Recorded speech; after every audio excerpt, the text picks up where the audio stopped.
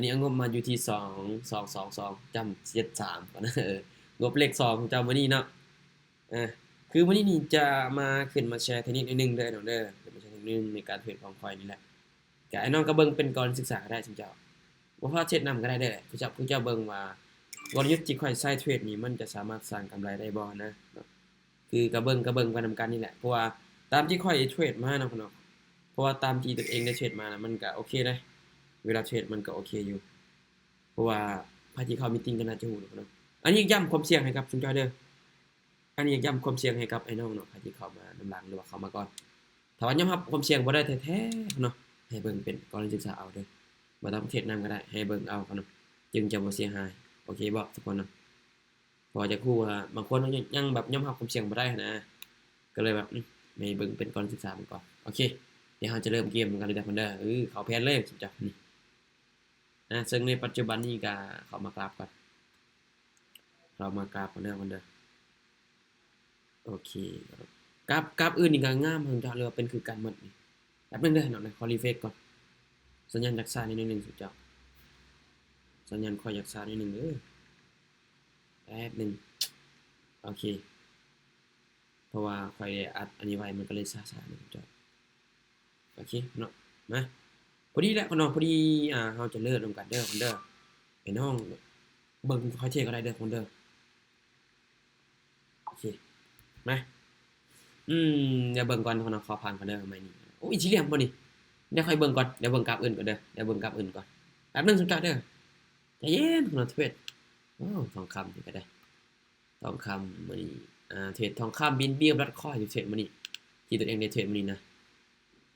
BNB ก็พอได้อยู่แต่ว่าระหว่างกลางนี่บ่อยากโอเคปานใดเดี๋ยวตัวเองเบิ่ง Litecoin ก่อนมื้อนี้วันพุธ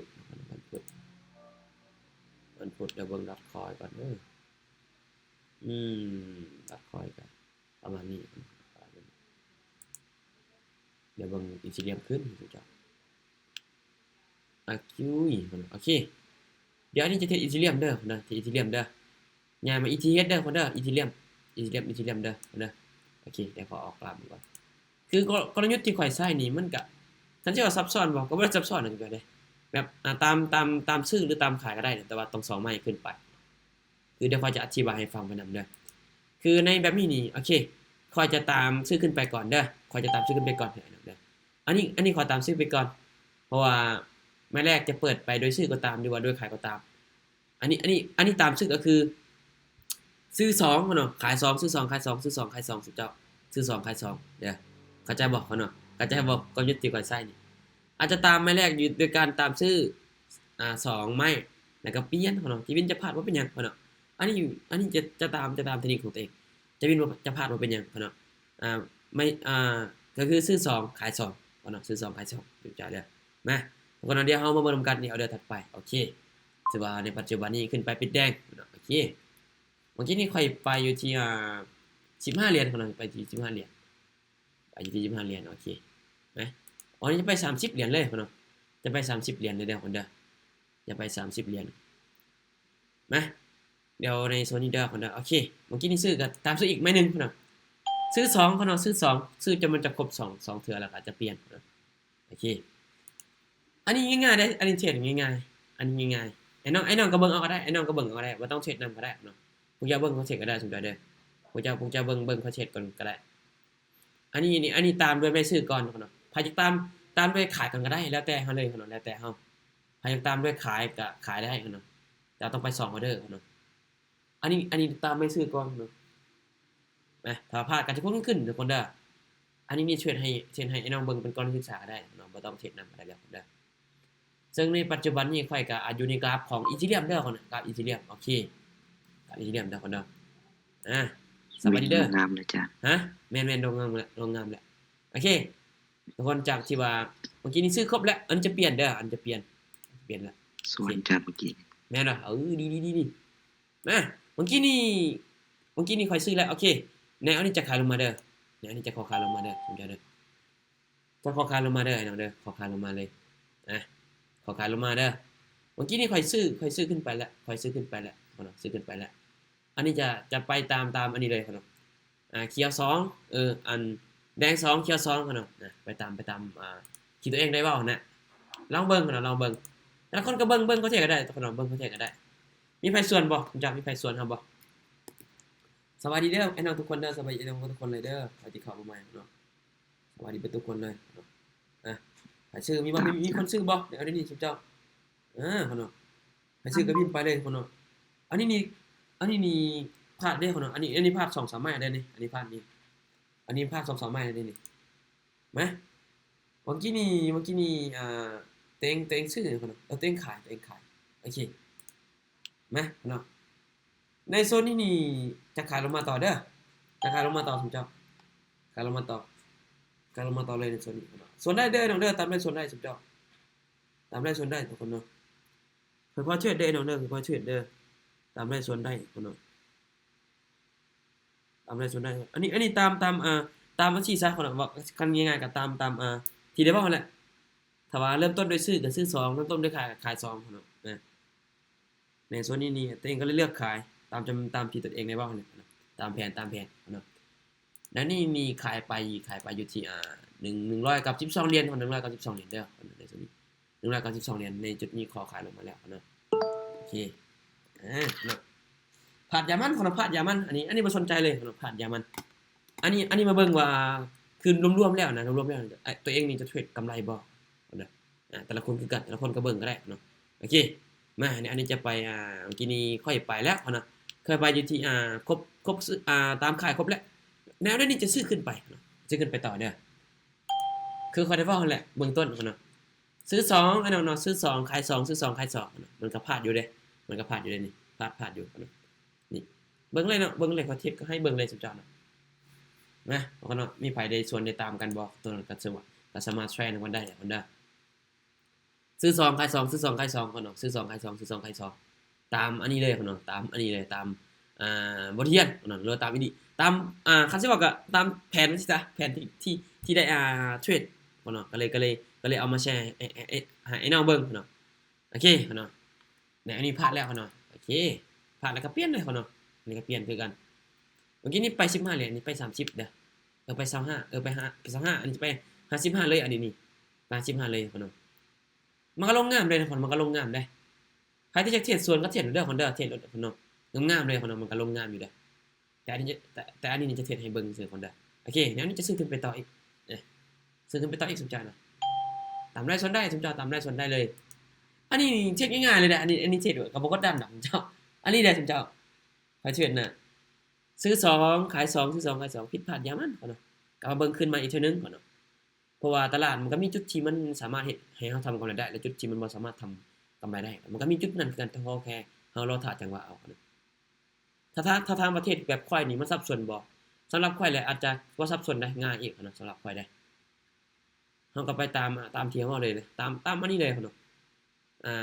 แดง2เนาะแดง2เขียวก็2วินเนาะเห็นบ่ถ้ารู้สึกว่ามันมีอัตราชนะน้อยก็แล้วแต่เนาะไอ้น้องก็เบิ่งเอาอันนี้ขึ้นมาแชร์ให้เนาะขึ้นมาแชร์ให้เบิ่งว่ากลยุทธ์ที่เทรดน่ะบ่ต้องเอามันซับซ้อนหรือมันยากเกินไปก็ได้เทรดจังได๋ก็ได้นะว่าแต่ให้มันมีกำไรสมมุติเนาะสำหรับในการเทรดเนาะเมื่อกี้นี่ตัวเองซื้อครบไปแล้วโอเคเอานี่ขายอีกเนาะขายลงมาเด้อแต่ว่าเฮาบ่ต้องข้ามออเดอร์ได้สมเจ้าได้แต่ว่าบ่ต้องข้ามออเดอร์ได้ไอ้น้องแต่ว่าบ่ต้องข้ามออเดอร์เด้อเด้อเวลาเฮาออกออเดอร์นะบ่ต้องข้ามออเดอร์บ่ต้องข้ามออเดอร์เด้ออันนี้เทรดตามแบบสบายเลยเด้อันนี้เทรดชิลๆเลยสมเจ้าเนาะเมื่อกี้นี่ซื้อไปแล้วเนาะซื้อไปแล้วปึ๊บโอเคก็อันนี้เราเทรดให้เบิ่งว่ามันสามารถเฮ็ดกำไรได้บ่นะสวัสดีเด้อคนสวัสดีทุกคนเลยเพราะว่าอันนี้อยากทดสอบเบิ่งอยากทดลองเบิ่งนะโอเคเอานำปรับเงินเด้อปรับเงินเด้อใครจะติดนำปรับเงินเลยสมเจ้าเด้อปรับเงินเลยใครที่ตามข่อยก็อย่าลืมบริหารเงินเด้ออย่าลืมบริหารเงินได้สมเจ้าได้อันนี้ก็บ่ได้วินทุกใหม่ดอกอันนี้เทรดเด้อันนี้บ่ได้วินทุกใหม่เด้อันนี้เทรดนะโอเคเมื่อกี้นี่ไปขายแล้วโอเคไปขายแล้วนี่โอเคในส่วนนี้ก็ไปขายอีกเนาะไปขายเด้อขายลงมาอีน้องขายลงมาอันนี้ตามขายลงมาได้ตามได้ส่วนได้สมเจ้าตามได้ส่วนได้เลยว่าเนาะตามได้ส่วนได้เลยแล้วแต่อันน้องวิเคราะห์เลยอันนี้มีวิเคราะห์แบบง่ายๆเลยได้สำหรับตัวไฟวิเคราะห์สำหรับตัวไฟวิเคราะห์ง่ายๆเลยถึงจะวินจะพลาดกะยามันอันนี้มาเบิ่งว่า ผลสกอร์การเทรดนี่นะผลสกอร์การเทรดนี่นะมันจะสามารถเฮ็ดให้ค่อยมีกำไรบ่เนาะอันนี้อยากคู่ว่าโดยรวมแล้วนะโดยรวมแล้วมาเบิ่งว่าสิ่งที่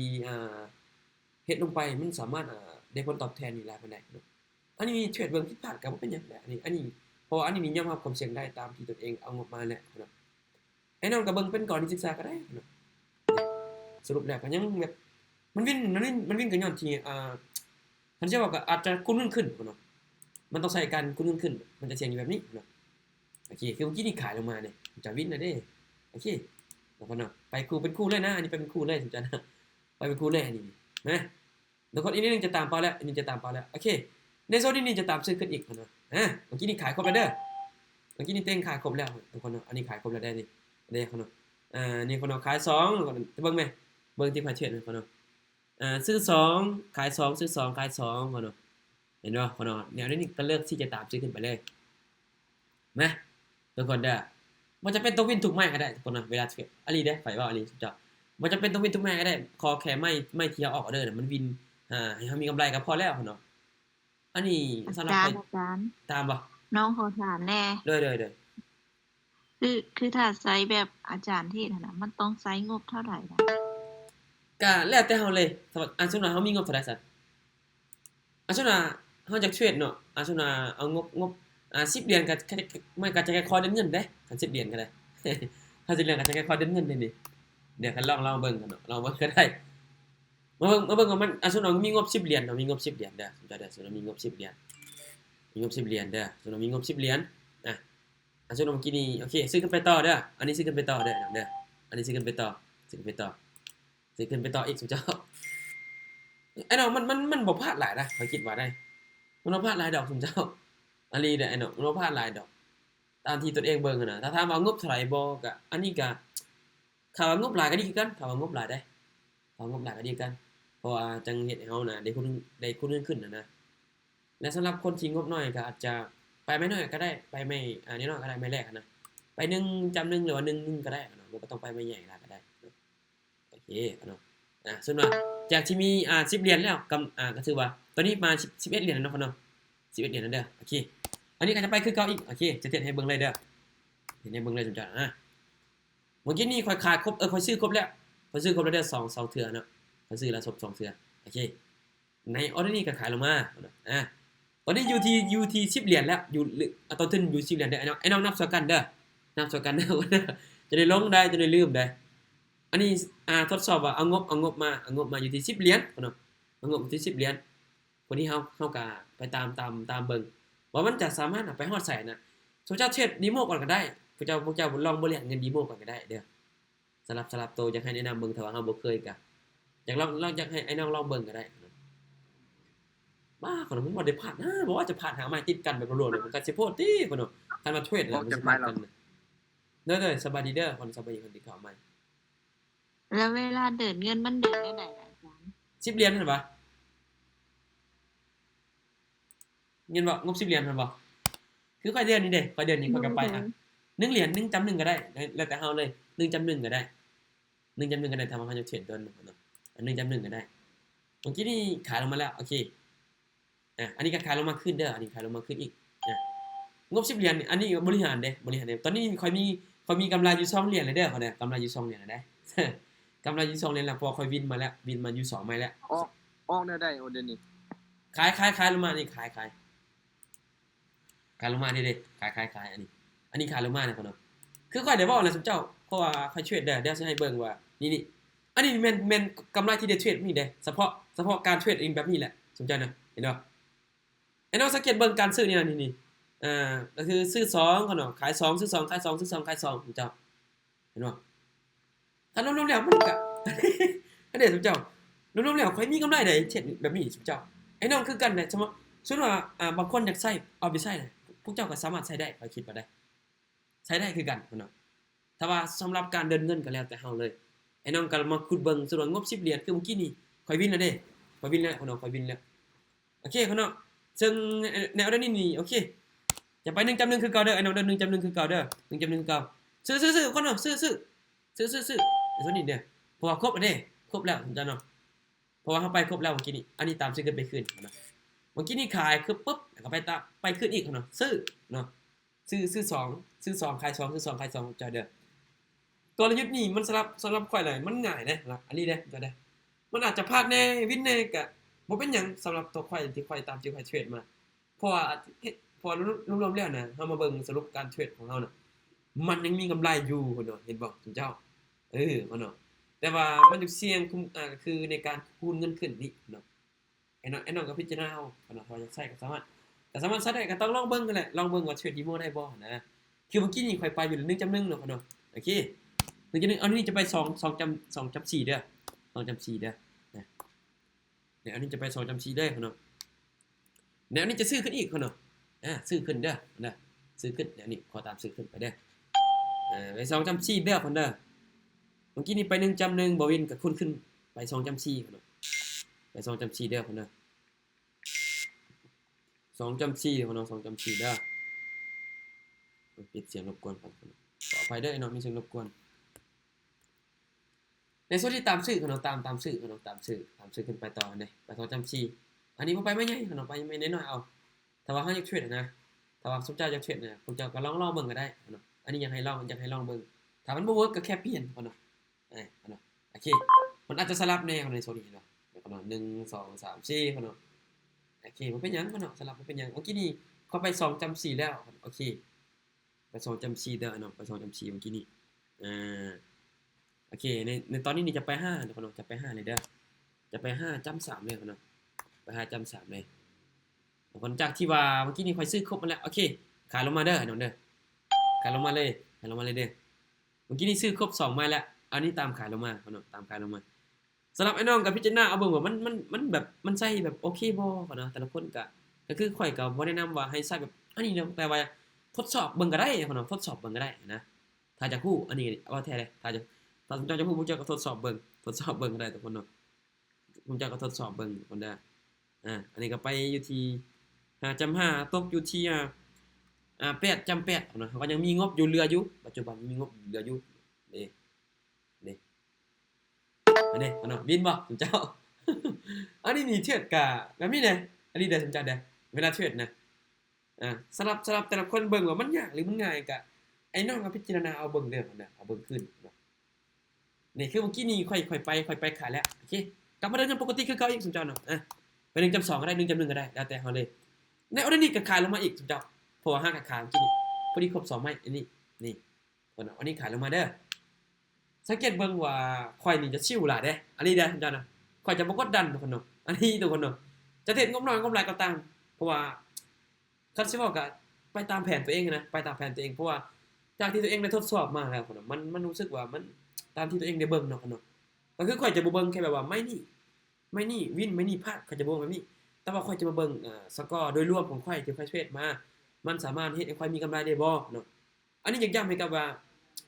บ่ว่าจะเทรดในเทคนิคใดก็ตามกลยุทธ์ใดก็ตามเนาะถ้าว่าเฮาใช้ไปแล้วมันบ่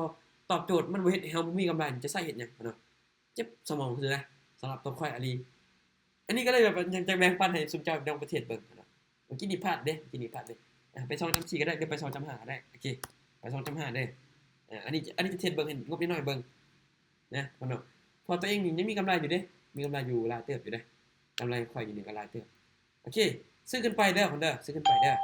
เมื่อกี้นี่ทำขายครบมาแล้วพ่นเนาะอันนี้ก็เกือบลืมเลยนี่ อันนี้พ่นเนาะซื้อ2ขาย2ซื้อ2ขาย2ซื้อ2ขาย2สุดเจ้าซื้อ2ขาย2ซื้อ2ขาย2นี่พ่นเนาะสเตทเมนต์การเทรดพ่นเนาะนี่มันก็จะวินเนพลาดแน่สุดเจ้าวินเนพลาดแน่แต่ก็มาเบิ่งคืนว่าโดยรวมมันแหละคือข่อยเว้าแล้วมันสามารถเฮ็ดให้ข่อยมีกำไรบ่ถ้ามีกำไรข่อยก็จะเทรดต่อเนาะ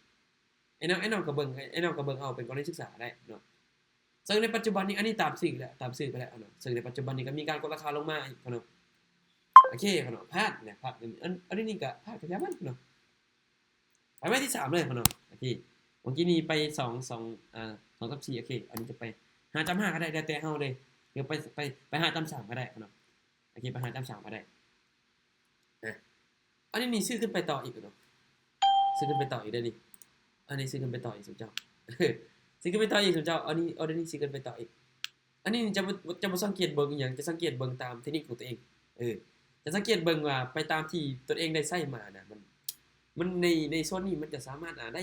สร้างกำไรได้บ่เนาะแบบนี้เนาะอันนี้เทรดมานี่ตั้งแต่ใช้มานี่ก็ลองเบิ่งมื้อนั้นเด้สุดยอดเด้มื้อซื้อนี่น่ะมื้อซื้อมื้อวานเนี่ยไอ้น้องก็เทรดให้สุดยอดได้เบิ่งพอที่เข้ามามีตติ้งค่อยก็อาจจะเห็นเนาะพอเขาเทรดแบบนี้อันนี้ได้สุดยอดก็เข้าไปเบิ่งคลิปก็ได้เพราะเขาเฮ็ดคลิปลงช่องแอปแดงแล้วเนาะเนาะอันนี้พาดให้ปรับเงินคนน่ะปรับเงินเลยโอเคปรับเงินเลยเนาะผ่านปรับเงินเลยเมื่อกี้นี่ไปอยู่ที่5.3เนาะ5.3แน่นอนเนาะ5.3เนาะ5.3โอเคนะอันนี้จะไปอยู่11เหรียญเด้อไป11เหรียญได้เนาะไป11เหรียญก็ได้สุดยอดนะเดี๋ยวจะไป11เหรียญเด้อโอเคเมื่อกี้นี้ครบแล้วเนาะขายลงมาเด้อเนาะเมื่อกี้นี้ซื้อเงินไปแล้วเนาะเอานี่ขายลงมาเด้อขายลงมามันครบแล้วเนาะครบแล้วอันนี้ตามขายลงมาแล้วพอครบแล้วคือได้เว้าแล้วไป2เนาะเริ่มต้นไม้แรกโดยการซื้อโดยการขายกันแล้วแต่เฮาเลยเนาะเราจะเบิ่งตลาดดูได้แต่ว่าเราก็ต้องคันว่าอยากลองใช้นะพวกเจ้าลองเบิ่งก็ได้นะอันนี้สำหรับคอยที่เทรดมาเด้อนะสำหรับคอยที่เทรดมาก็เลยมาขึ้นมาแชร์ให้สิซะขึ้นมาแชร์ให้สำหรับงบบ่คันว่าหลายก็ดีกันคันว่าหลายเด้พอจะเฮ็ดให้เฮาได้ขึ้นนะคันว่าหลายเนาะคันว่าน้อยก็อาจจะเสี่ยงต่อการบริหารเงินนั่นแหละคันว่าน้อยนะเนาะมันก็อยากเสี่ยงในจุดนั้นเนาะเฮ็ดเนาะพ่นเนาะแต่ละคนก็พอจะเข้าใจติพ่นเนาะเพราะว่าแต่ละคนนี่ตามที่ข่อยเบิ่งเนี่ยพ่นเนาะคนที่เข้ามาเทรดนี่สำหรับตัวข่อยเบิ่งแต่ละคนนี่ก็ชื่อว่าแต่ละคนที่เทรดตึงน่ะก็อาจจะเบิ่งนี่บางคนก็เอาไปปรับใช้แน่บางคนอาจจะเบิ่งเป็นแบบกรณีศึกษาแน่เพราะมันจะมีส่วนพลาดนี่เด้ๆเนาะมันจะมีส่วนพลาดแน่แล้วก็ส่วนวินแน่นะ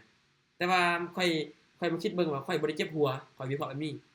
เนาะมันบ่เจ็บหัวอีกของเจ้าเนาะง่ายๆเลยเนาะง่ายๆเลยสมมุติเนาะไปก็คือกันสิว่าก็2แบบไปคู่เลยเจ้าเนาะสรุปแล้วมีกำไรบ่งบจากงบ222พุ่นน่ะ22.73บ่ประมาณนี้แหละตามที่ตัวเองจื้อกำไรอยู่ที่เด้พุ่นเนาะ290พุ่นเนาะ290พุ่นเนาะ290ตอนนี้ปัจจุบันนี้290ก็ถือว่ากำไรเด้เนาะกำไรกำไรอยู่ที่68เหรียญซัมบ่หลายป้ายมันนำแต่ถ้าว่าค่อยเดินเงินมาใหญ่ตามตอนว่าตอนค่อยบอกผู้ถามเมื่อกี้นะผู้ถามเมื่อกี้นี่เต็งเดินน้อยๆเนี่ยไป1จำ1ก็เบิ่งนำกันแหละคนมันรู้สึกว่าแต่ละคนเนี่ยข้อยคิดว่าตามที่ข้อยแชร์ไปนะไอ้น้องน่าจะเข้าใจง่ายเด้สำหรับตามที่ตัวเองได้แนะนำไปนี่นะเพราะว่ามันมีแต่2อันเนี่ยเนาะก็คือมีแต่ซื้อกับขายนะเนาะแล้วก็ไปคู่ฮอดปุ๊บเปลี่ยนมาปุ๊บเปลี่ยนไปเปลี่ยนมาสุดเจ้าไปเป็นคู่นะแต่ละคนเข้าใจบ่สุดเจ้าหรือว่าเป็นจังได๋ไอ้น้องยังงงบ่ ไอ้น้องสามารถเปิดใหม่เด้อสามารถเปิดใหม่ได้สุดเจ้าไอ้น้องยังงงบ่สามารถเปิดใหม่ได้สุดเจ้าสามารถเปิดใหม่ได้ทุกคนเนาะเห็นมั้ยตามที่เทรดเป็นไงสุดเจ้าเนาะตามที่เทรดนี่บ่อีหลีเด้พาที่เข้ามาเทรดน่ะก็อาจจะเห็นว่าข่อยอาจจะพลาดแน่แล้วก็อาจจะวินแน่พลาดแน่วินแน่แต่ว่าสรุปแล้วนี่ก็กำไรเนาะสรุปแล้วก็กำไรเด้นี่อันนี้สุดเจ้าเห็นบ่ก็คือพลาด1 2 3นี่เด้พลาดตรงนี้นี่พลาดตรงนี้แล้วก็วินอีกแล้วก็พลาดแล้วก็วินอีกพลาดแล้วก็วินอีกสุดเจ้า คนเนาะอันนี้เทรดก็บ่ได้ซับซ้อนได้สำหรับตัวเองคิดว่าแต่บ่รู้ว่าไอ้น้องนี่เบิ่งว่ามันซับซ้อนบ่เนาะไอ้น้องช่วยให้คำตอบให้มันเด้อแต่ละคนบ่เข้าใจบ่แต่ละคนอันนี้อยากรู้ว่าแต่ละคนนี่นะเข้าใจบ่เนาะใครก็ได้เปิดไมค์โลดเนาะเปิดไมค์โลดจ้ะเปิดไมค์โลดเนาะบางคนก็อาจจะเข้ามาเทรดนำก็มีเนาะบางคนอาจจะเข้ามาเทรดนำก็มีเด้เพราะมันง่ายเด้มันง่ายบางคนอาจจะบ่อยากใช้เด้บางคนอาจจะเบิ่งว่าอิหยังคือแบบนี้วะบางคนเบิ่งแต่สำหรับอันนี้น่ะเข้าใจแล้วเดี๋ยวมาเข้าใจแล้วสำหรับอันนี้นี่ที่เทรดมานี่อันนี้อยากแชร์ให้บ่พร้อมเพราะว่ามันบ่ได้กดดันเนาะอันนี้ติด-3บ่-3บ่นะ-3สิเด้ออันนี้นี่กำไรอยู่กำไรแต่ละคนเด้แต่ละคนนี่เป็นจังได๋แต่ละคน งบบ่หลายยันสู้บ่ไหวนะอาจารย์ ฮะ งบบ่หลายยันสู้บ่ไหวนะ งบโตหลายปานใด